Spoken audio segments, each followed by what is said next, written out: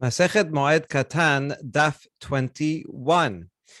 We are going to start off talking about the law that one does some laws of mourning for a relative who they themselves are in mourning that we talked about yesterday, specifically regarding tearing clothing.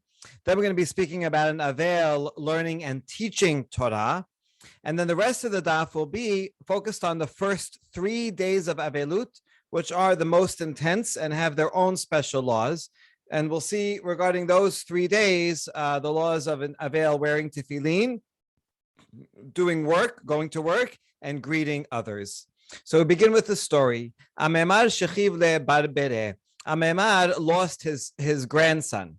Kara ilave. And so he tore his clothing for his grandson. Again, we saw a couple of opinions earlier that for a relative of a relative, and specifically, especially for a grandson, one would mourn. Atabere kara be'apeh. Then the son came and he tore in front of him. Most people interpret this to mean that the grandfather tore in front of his son. Amemad, the grandfather tore again in front of his son. I guess that would be to show his son, look, I am with you. I tore before for my own grief, but part of one of the opinions above was that a relative is only practices mourning in front of the mourner. So he wanted to tear again in front of him. But afterwards, Amemad realized that the 2 times he already tore his clothing, he was sitting down.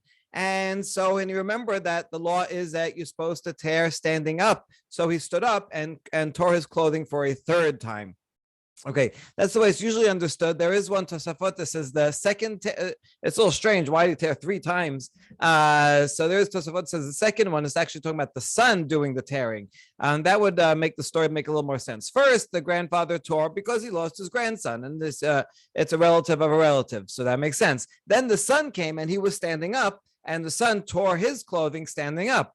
That reminded Amemad, oh, I did it sitting down and my son did it standing up. You're right. I should do it again standing up. In that case, Amemad only tore twice.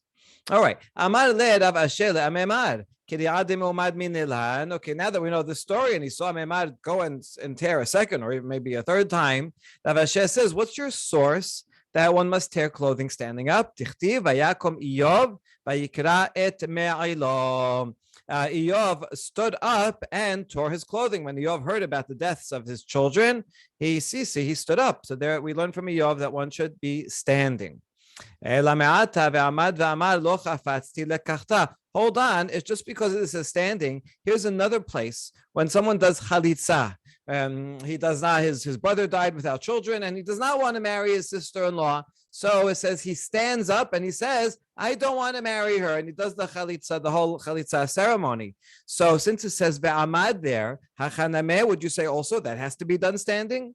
Tanya ben Yoshe ben Omed ben Muteh. We have a braita that says you can do the chalitza ceremony sitting, standing, or reclining. It doesn't matter. Maybe it's just an expression to say you should go and do it, not necessarily physically standing. So too regarding Iyov, maybe it just means he went and did it with intention. It doesn't have to mean literally standing. His answer is Amarle hatam laketi vayamod vayomad hacha ketiv vayakom vayikra. Oh, over there does not, regarding chalitza, does it not say that he would stand? It does not say vayamod vayomad. Right, it says ve'amad ve'amad. So you see the tense is different. Ve'amad ve'amad. It's like explaining a story. This is what he did. And so he would say this, but it's not necessarily technically. Whereas with Iyov, it uses a different tense. It also uses a different verb. Regarding chalitza, it says standing. Here it says vayakom, which means he arose, and that's maybe a stronger verb. So between the choice of verb and the different tense, Iyov we take literally. Yes, he actually stood up, and that was an example that one must stand up. Whereas with chalitza, it just means that he went and did it with an intention. So that's what it means, that he was standing and saying. Good. Amar Rami bar Hama. Okay, another rabbi also asked the same question. How do you know that you have to tear your clothing standing up? He quotes the same pasuk. And then we ask another question. Wait a second. Even if it means that he literally stood up, how do you know that that's the halacha that everyone has to do? Maybe Eov, he felt a lot of grief and he wanted to stand up and show publicly his grief. So he went, beyond and did something extra. But who says that that's a halacha that we have to learn that everyone has to do that, right? After all, it's not even in the Torah, right? It's a story about Eov. And a proof that we don't learn everything that just because Eov did it, everybody does it. Regarding Eov, it also says he shaved his head. So does everybody have to shave their heads when they're in mourning? That's not a halacha. It probably was a common custom in ancient times to shave their head, but just because Eov did it, we don't do it. So that was something extra he decided to do. So too, maybe standing up was something extra and we don't learn from it. אלא מהכה ויקום המלך ויקרע את בגדיו ודילמה מילתה יתרתה אביד. So if you're going to say that, then now regarding King David, who was mourning, he heard of Shalom killed his other sons, and so he says he stood up and tore his clothing. So then that wouldn't be a good source either. Maybe that's just something extra.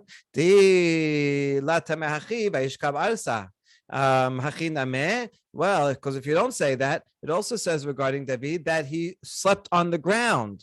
All right, so do we have to all sleep on the ground? And so that would also be, you see, an extra thing. But Behatanya yashab al gabe mita al gabe kise al gabe ud yane gedola al gabe karka mikulan lo yasa yedei chovato v'amar Rabbi Yochanan shelo kiyem kefiyat hamita. And we know that there's no obligation to sleep on the floor when one is in mourning, even though David happened to do it. So you see that David said something extra. Now, how do we know that you don't have to do that? Because of this baraita. If someone sat on the bed, on a chair, on a mortar, this is a mortar here. If you turn it upside down, it's kind of a stool, or on the floor. He did not fulfill his obligation to flip over the bed, because Rabbi Yochanan said that you have to actually turn over the bed. It's not enough to lie on the ground. And so therefore you see that David did something extra. So when he tore his clothes, maybe that was also something extra. But it's like he was on the ground, meaning by turning over the bed, that even if he slept on the bed, it's closer to the ground when you turn it over. So then it's similar to being on the ground. So in fact, regarding David, we can say precisely that whatever he did is an example for everybody else. And so you see, he stood up and tore his clothes, and he turned over his bed, and therefore was closer to the ground. And so therefore, the conclusion is that is the halacha, and so we can learn it from either Eov or from David, who both stood up and tore their clothes. And as halacha, one must tear their clothing standing. Good. Now we're going to talk about learning and teaching Torah. So here is a summary of the various things that Avel may not do.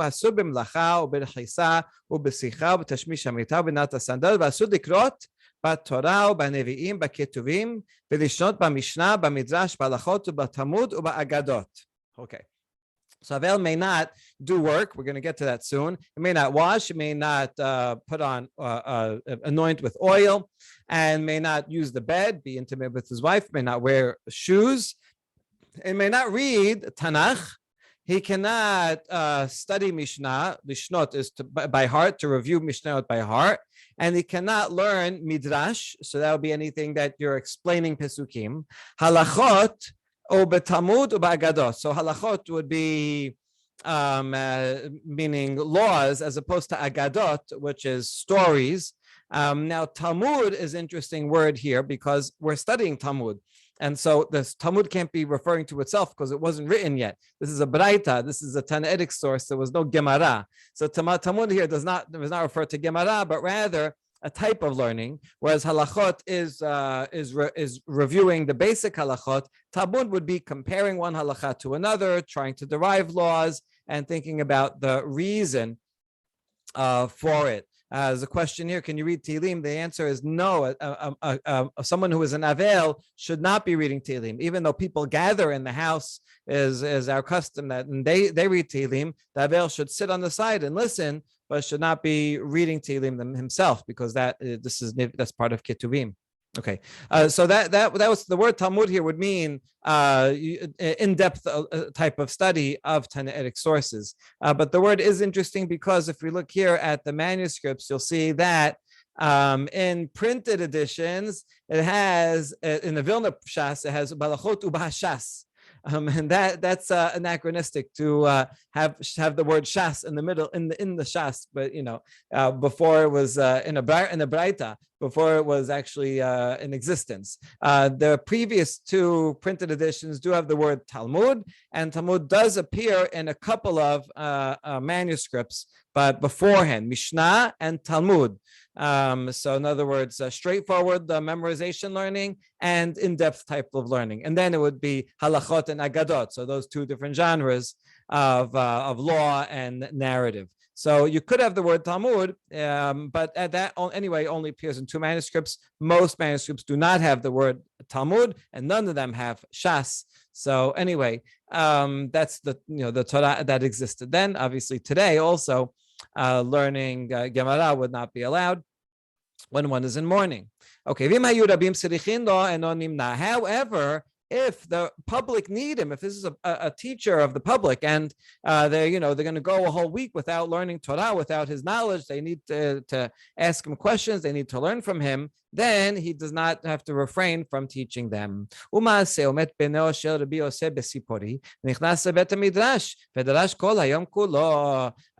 Yosef has lost his son in Sipori, and he was the rabbi. The rabbi was dependent on him for their Torah, and so even though he was Avel, he went and taught the whole day in the Bet Midrash. So one time Rabbi Bar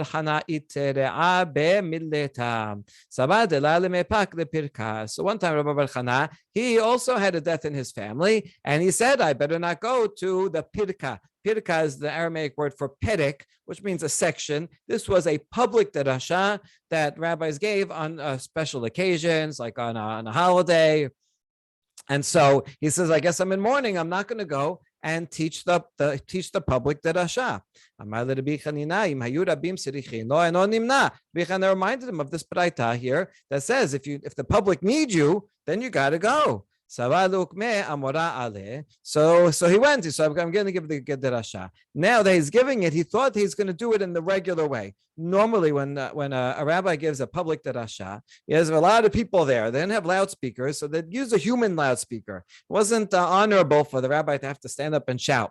So they have another, a colleague or a student or someone with a good, nice, loud voice. And so the rabbi presenting would say it quietly, and the other person, the amorah, would be the human loudspeaker. So he says, okay, since I'm giving a derasha, I'll get an amorah.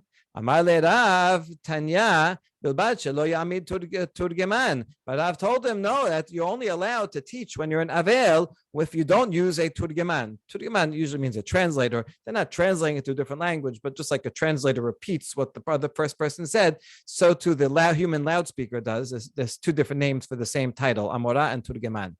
So there's no, you can't do it in the regular way. The point is that someone in mourning should be thinking about the death. So he shouldn't be teaching Torah, but he's needed. Fine, he teaches Torah, but don't do it in the regular celebratory way that one teaches Torah. So now what should we do? We're stuck in a bind. Here's the answer. ומת בנו של רבי יהודה בר אילאי, ונכנס לבית המדרש, ונכנס רבי חנניה בן עקביה, וישב בצידו, ולחש הוא לרבי חנניה בן עקביה, ורבי חנניה בן עקביה לתורגמן, ותורגמן השמיע לרבים. So the way to do is you add one more layer. And that's what Yehuda bar Ilai did when his son died, and he was the public teacher. People needed him, so he went to the Bet Midrash, and then a colleague of his, Rabbi Chana, went and sat next to him. And Rabbi Yehuda bar Ilai would speak softly and teach Rabbi Hananiah the lesson. Rabbi Hananiah would then tell that to the loudspeaker, and then the loudspeaker would tell it to everyone else. And that way, it was done in a different way than normal. So, when someone's in mourning, they shouldn't be, even though they're teaching Torah in public, it should be in a more unusual way to remind everyone and himself that he is in mourning, but still have the opportunity to learn Torah from him. Tenor Banan, Avel Shelo Shayamim Arishonim Asur Lahaniach Tefillin. B'Shilishi va'elach Ushlishi bichlal mutar lahaniach tefillin. This is going to be the opinion of Rabbi Eliezer, who says that someone who is avel, the first 3 days of his avelut, he may not wear tefillin. Tefillin is a sign of glory, and someone's in mourning. Also, you have to concentrate on the tefillin. And here he's too much in the intense period of mourning, and he cannot concentrate on tefillin and shouldn't have that glory upon his head. And so for the first 3 days, he doesn't wear it. From the third day on, including the third day, he may wear tefillin. So this is a very strange formulation. Which way is the third day? It seems that maybe he's using the third day as miksat hayom kikulo, the beginning of the third day. No, don't put on the tefillin. Usually in those days they would wear tefillin from sunrise the whole day till sunset. So on the third day, don't put it on right in the morning. Have a little time of the third day that you don't wear it, and then after a little bit in the morning, then he could put on tefillin for the rest of the day. So that means the third day and on, he can wear tefillin. And now, he also says that even if new people come, sometimes if new people come that you didn't see before, they didn't come into to the funeral or to the first couple of days, when a mourner sees a new person, a new friend, he feels extra sad, right? Because this person I just heard about it, I just got here. And so even though he feels extra sad and seeing this friend, nevertheless, he doesn't have to take off tefillin, because he already put it on, he can leave it on. However, Rabbi Yoshua is more mekel in one way and more machmir in a different way. He says, "Avel shnei yamim rishonim asur lahaniach tefillin, b'sheni bichlal mutar lahaniach tefillin." He says an avel should not wear tefillin the first 2 days, but from the second day onward he can, and the second day is included in the permission to wear tefillin. So again, the same idea. The first day don't wear tefillin. The second day, part of the day, a little bit in the morning, don't wear tefillin, and then the rest of the day that he would put on tefillin and wear it throughout. But so in that sense, he is more lenient regarding avelut. But he also is more stringent in avelut in saying that if a new friend comes, a new face, and then by seeing that new face, now you feel once again extra bad, then he should take off the tefillin for that time that the friend comes, and then put it back on afterwards. This panim chadashot, we know this concept from Sheva Berachot, that one only recites all Sheva Berachot for the rest of the week after a wedding if there are 2 new faces. The point is that when there's new faces there, then you feel extra happy again, and therefore can say Sheva Berachot again. If it's all the same people over and over again, yeah, it's still happy, but it's not as happy that you would say all 7. And so the same thing with the counterpart. There's always a lot of similarities, parallels between weddings and funerals in opposite ways. Amar Rav Matana, my tamad Rabbi Eliezer. What's the reason for Rabbi Eliezer to say that we should not put on tefillin for 2 days? Because it says when Moshe died that they finished Yemeh Bechi Evel Moshe, the days of crying over Moshe. So days is plural, so that's got to be at least 2. And the opinion of Rabbi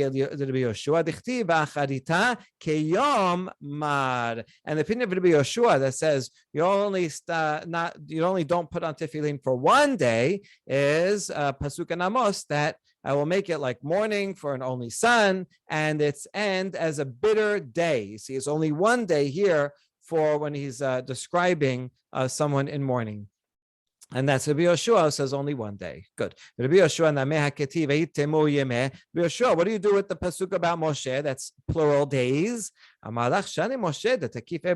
He'll tell you that was from Moshe. Moshe Rabbeinu, everybody was so sad because he's Moshe Rabbeinu after all. And so for him, they mourn for 2 days. But for anyone else, it's not as great as Moshe, even if it's a close relative, nevertheless, it's only 1 day. But Rabbi Eliezer, what are you going to do with that pasuk in Amos that says 1 day? He says, I agree. The essence of the bitterness is 1 day, right? So that's when the person feels the most bitter. But nevertheless, the law of tefillin does not follow that. The law of tefillin follows the intense mourning. So yeah, the very bitter is 1 day, but intense mourning is still 2 days. And so therefore, the mourner may not wear tefillin for 2 days. Amar Ula, halacha kedebi Eliezer b'chalisa. And when he wants to make a halacha, it makes a compromise position that on the one hand, he's going to agree with Rabbi Eliezer that you do not, even if new people come, you don't take off the tefillin, right? That's it. Once you put them on, you put them on. But he also agrees with Rabbi Yoshua that one may put on tefillin on the second day. You don't have to wait until the third day. Okay, so now Ula says that. Ibai, a little good question about that. But Shenida Ula choles, oh no choles. What does Ula mean to do on the second day? Since Rabbi Eliezer only said that you put them on the third day and then you don't take them off even if someone new comes. But Rabbi Eliezer would say on the second day you don't wear tefillin at all. And Rabbi Yoshua says on the second day you wear tefillin, but you take them off if someone comes. So therefore, does he mean to say that on the second day you put them on, right? That's halakha like Rabbi Yoshua. But if someone comes, you still have to take them off because Rabbi Eliezer's halakha didn't kick in yet. Rabbi Eliezer would still say, don't even wear it at all. Or does he mean that halakha is like Rabbi Yoshua, you put them on the second day, and he agrees with Rabbi Eliezer that once you put them on, whenever that is, he thinks the third day. But if you're going to put them on the second day, then forget panim. He doesn't have any halakha panim chadashot at all. That's the two ways to read Ula. We're going to see both of them. Tashema Amar Ula. Ula says you got to take it off even 100 times. So this means that, yes, while he agrees that you put on the tefillin on the second day, he also agrees with Rabbi Yoshua. He also agrees with Rabbi Yoshua that you take them off on that day if a new person comes. Even if 100 new people come, you got to keep taking it off all day long. And only from the third day on, then he would follow Rabbi Eliezer that you don't take them off anymore. We have a braita that even supports that. So that's what Ula thinks. Rava, however, thinks differently. Rava says once you put it on, you don't have to take it off. And therefore, if you're putting it on the second day, great. But then, even if new friends come, you don't have to take them off. Hold on. Hold on. Rava, an earlier page, said that you have to have 3 days of mourning before Yom Tov. If you have 3 days and then Yom Tov comes, it breaks it. But if you have only 1 or 2 days of Yom Tov, of mourning before Yom Tov, then it doesn't break the Shiva, and you have to continue the other 5 or 6 days after. So you see, Rava holds the opinion of 3 days of mourning, and therefore he should really agree with Rabbi Eliezer. And so how come over here he's saying, no, once you put it on the second day, then you don't take it off? And the answer is mitzvah shaneh. Wearing tefillin is a mitzvah. So yes, there's three fundamental days of mourning. Rava agrees with that. But on the other hand, there's tension because every day that you're not wearing tefillin, you're losing out on the mitzvah. So for a mitzvah, he agrees that you should start wearing it the second day and don't take it off. But regarding Yom Tov breaking Shiva, he thinks that you have to have at least 3 days. All right, the next halacha regarding 3 days is working. Tenora banan avel shelosha yamim arishonim asur b'mlacha v'afilu ani mitpanes min hasedaka mekan ve'elach oseh b'sina b'toch beto v'aisha tova b'felech b'toch beta. So a mourner is not on the first 3 days is not allowed to go to work. He's got to be concentrating on his sadness, and even if he's so poor that he has to rely on the community and to live, nevertheless he still can't go to work. However, from the 3rd day and on, it sounds like a poor person specifically, he can do work privately in his house, right? He needs to go and answer some emails, do a little work, whatever it is, he can do that. And a woman also, if she's sitting and mourning, from the 3rd day on, she can go and spin in her home. So they're doing it in a private way, and that's permitted. Another law that on the first 3 days, someone who's in mourning may not go visit someone else in mourning, right? Maybe they have a friend who also is in mourning, but then the first 3 days is intense and they should concentrate on their own loved one. And from the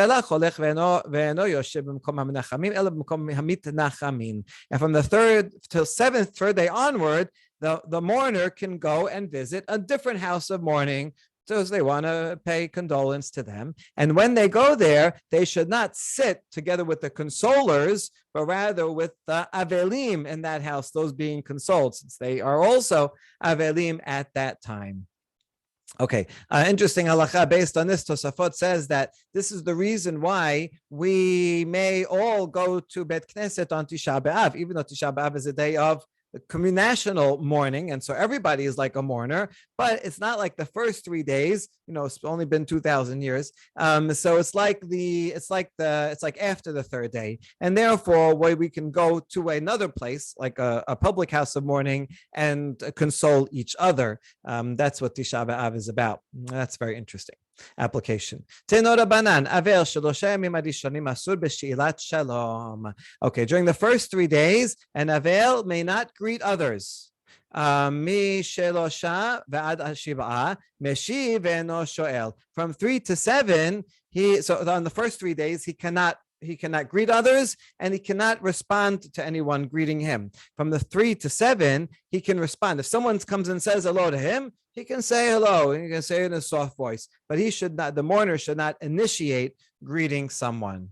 After 7 days, then he can greet and receive greetings, and that's okay. All okay. That's no problem. When we talk about greetings, it's specifically the word shalom, right? The official greeting of shalom, because when you say that, you say all is well with you. So you shouldn't come to an avel and say all is well with you. He's not all is well with you, with him. And the mourner also should be thinking about his loss and not greeting others. Okay, so that's the Baraita. Now we're going to ask on every part of this Baraita.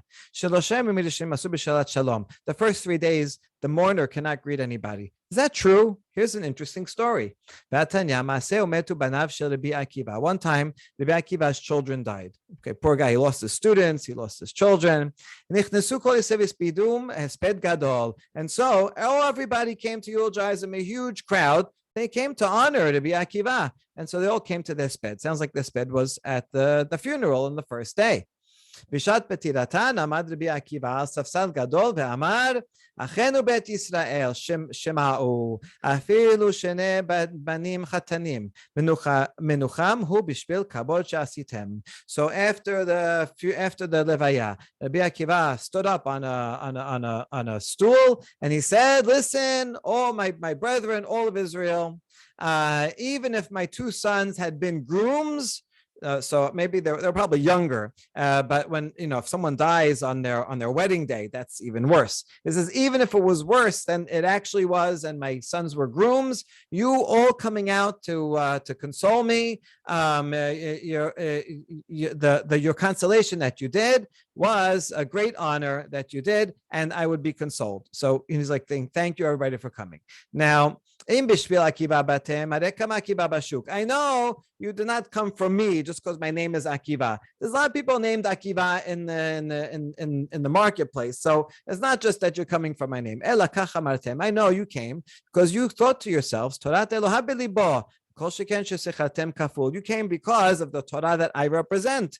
And therefore you said everybody wants to come and honor to be Akiva's Torah, and that's why they came out. And for that, your compensation should be compounded. And therefore, now that you all came, thank you, and go home in peace. There you go. The word shalom is right here. You see that Rabbi Akiva, on the first day of his mourning, he greeted everyone with the blessing of shalom. So how is he allowed to do that if it goes against the Braita?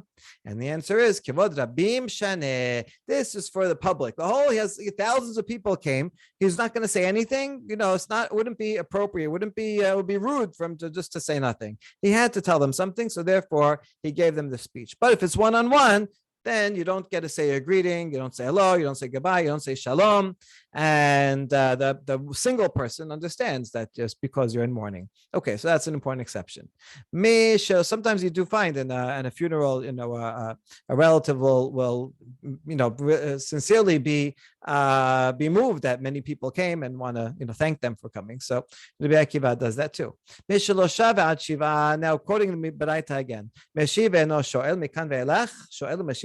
From 3 to 7, the mourner may respond if someone greets him, but he should not initiate. After 7, then it could go back to normal conversation. Minhu, challenge to that, to the 3 to 7. Hamoseh et chavero avel betoch sheloshim. Sorry, it's a challenge to the one that's after 7. You can greet regularly. Here it says that if you see your friend who was an avel and he's still within 30 days, betoch sheloshim yom, medaber imo tanchumin ve'eno shoel bishlomo. Within 30 days, you should still speak words of consolation to the person, and you should not greet them. But here we said after 7 days, is perfectly fine for the mourner to greet and respond. And yet this Baraita says that if his friends should not greet the mourner. And so how could it maybe that the mourner responds if he shouldn't greet them? That's going to be the question. But we're going to quote the whole thing. After 30 days are finished, then you can and should greet your friend, and don't speak about words of consolation anymore. The point is that after 30 days, the person thought about it, they finished their mourning. Now you're going to bring it up, 32 months, 3-4 months later. Oh, that person, he died, and it's just going to open old wounds and remind him of his loss. After 30 days, that's it. The person moved on, and you can go back to normal conversation. Meta ishtov and nasa isha acher. This is all part of the Baraita. If someone's wife dies, and he married a second wife, and let's say he does it within 30 days, which would be permitted, for example, if he didn't have children yet, and so he has a mitzvah to do piri avribia, and so a friend should not go to his house and say, "Oh, I'm so sorry for the loss of your first wife," because his second wife is there, his new wife is there, and his new wife doesn't want to hear about all the things that the great things about the first wife, right? They got married now, and she wants to move on and build a nice, happy home together. So therefore, within 30 days, you don't visit the person in his home. But if you see your friend who got remarried in the marketplace when his second wife is not there, then you could speak to him gentle words, serious manner, because he is still within 30 days, and so that is appropriate. Okay, the point of all this is that even after 7 days, one still should not greet and no shoel bishlomo. So what's going on? Amar Rav Idi bar Avin, hu shoel b'shlom acherim, she'acherim shurin b'shalom. Acherim en shod b'shlomo, shehu eno sharui b'shalom. Says you're right. So between 7 and 30 days, the mourner is allowed to say shalom to others because he's saying, I hope everything is at peace with you. And it is a person coming to visit, right, is just fine. So the mourner may say that to others, but others should not say to him shalom because he's within 30 days. He's still not at peace. He's still sad. And that would explain the difference here. The mourner himself is finished after 7 days. He can do anything. But the other person, the second Baraita is talking about the friends who should not say hello within 30 days. Hold on. In the first Baraita, it says that the mourner is allowed to respond after 7 days. So if he can respond, doesn't mean that people can greet him. Not necessarily. Maybe the people don't know. So really, people should not greet a mourner even after 7, from 7 to 30. But if they do, then the mourner can respond with a response greeting. Hold on. If that's the case, then even within before 7 days, he should be able to respond. Even during the first 3 days. No, within the first 3 days, if someone doesn't know and they greet the mourner should not say hello back, but should say, "Oh, listen, I'm in mourning." Right? Maybe the person doesn't know I just lost someone, so that's why I'm not going to be responsive in a happy way. Whereas after the first 3 days, if still someone should not greet the mourner, but if they do, not knowing the law or not knowing that they lost someone, he doesn't have to say, "Oh, I lost someone." He can just say hello back, and that's sufficient. Good. All right. So now that we established that, we have yet another contradiction. Right? So far, we established that the first 3 days, the mourner does not do anything, no greeting at all. But from 3 on until 30, people should not greet the mourner, but the mourner may respond with a greeting. That sounds like, according to this, after 30, everything is allowed, right? After 30, you can go and greet the mourner just fine. But that contradicts the next one. Hamossi et chavero, avel, בתוך 12 חודש מדבר עמו תנחומים ואינו שואל בשלומו. If you see your friend who was an avel within 12 months, you should still speak words of consolation and not greet them. So there's a whole year you don't greet an avel. לאחר 12 חודש בשלומו ואינו מדבר עמו תנחומים, אבל מדבר עמו מן הסד. After 1 year, it's the opposite. Then you can greet them, and you should no longer say consoling words, because that's it. It's a year, and you don't want to open old wounds. But if you need to, you can say something in a roundabout way. You could say, be consoled, but don't mention the name, right? Just say, I'm thinking of you. So that way it doesn't open old wounds, but the person can appreciate that you're still thinking about their loss. Rabbi Meir explains this halacha by an analogy. If you see your friend after a year passed, and he comes and says, I'm so sorry for your loss of your father, of your sister, right? He was such a great person, all that. You know what that person is like? Someone who got his leg was broken and he got better. He's all healed. He's walking around just fine. And then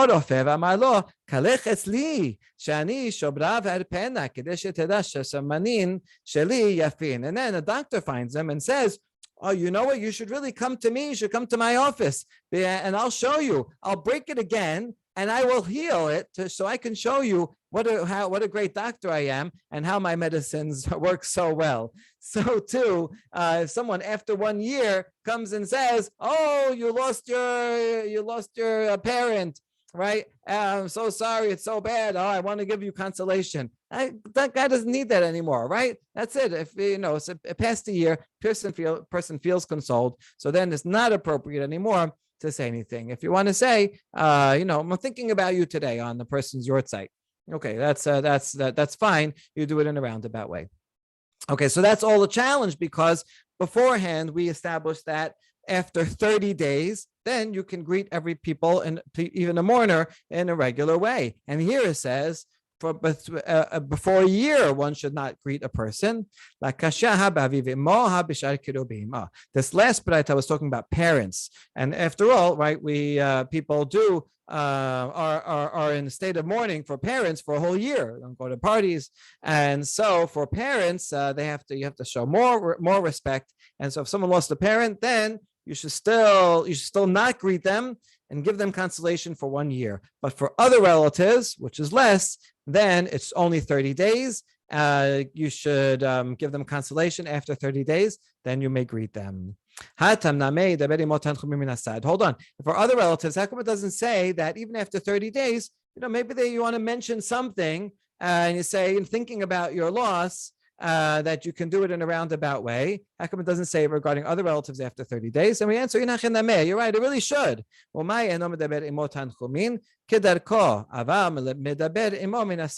the Braita says you don't say words of consolation, it means directly. But if you want to say something indirectly after 30 days, then that is perfectly fine. I think we see throughout the stuff the very careful consideration of the psychology and emotions of people who are in mourning, that everything is appropriate at its stage, and consolation that's done too late or a happy greeting that's done too early, right? Neither of those are appropriate, but rather for each type of person and each type of loss, one should carefully consider the right way, the right greeting, the right way, the right thing that the person would like to hear to lift up their spirit and give them consolation. Baruch Adonai le'olam. Amen ve'amen.